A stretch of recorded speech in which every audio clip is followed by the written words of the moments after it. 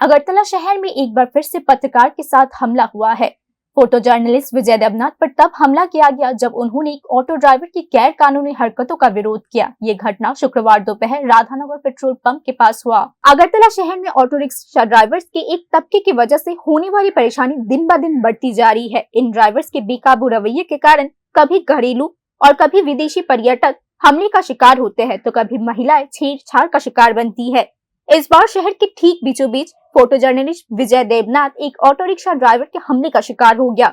आरोप है कि पेट्रोल की किल्लत के बीच राजधानी के एक पेट्रोल पंप पर एक ऑटो ड्राइवर हंगामा मचा रहा था। घटना के समय पत्रकार विजय देवनाथ भी वहीं मौजूद था। विजय देवनाथ ने ऑटो ड्राइवर के इस बेकाबू रवैये का विरोध किया, जिसके तुरंत बाद ही ड्राइवर पत्रकार पर भड़क गया। ऑटो ड्राइवर ने विजय देवनाथ को बार बार घूसा और लात मारा, जिससे वे लहूलुहान हो गए और फिर ऑटो ड्राइवर मौके से फरार हो गया। बाद में उन्हें इलाज के लिए जीबी हॉस्पिटल भर्ती कराया गया।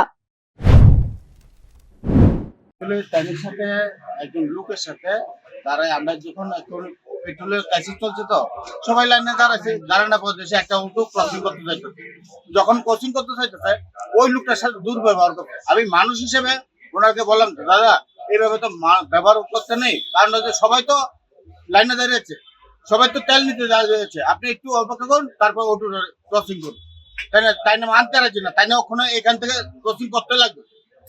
ওই লোকটার সাথে দুর্ব্যবহার করে আমি যখন প্রতিবাদ করছি আমার সাথে এইভাবে আক্রমণ করে মারধর করে চালাচ্ছে। अपने नाम था विजय देवनाथ, बारी बारी राधानगर। इसी बीच शहर के बीचों बीच एक पत्रकार के साथ हुए हमले की घटना ने पत्रकारों के विभिन्न संगठनों को सक्रिय कर दिया है। ये सभी संगठन मिलकर इस घटना का विरोध कर रहे हैं और आरोपी ऑटो ड्राइवर की तत्काल गिरफ्तारी की मांग कर रहे हैं। ये रिपोर्ट न्यूज़ नाउ।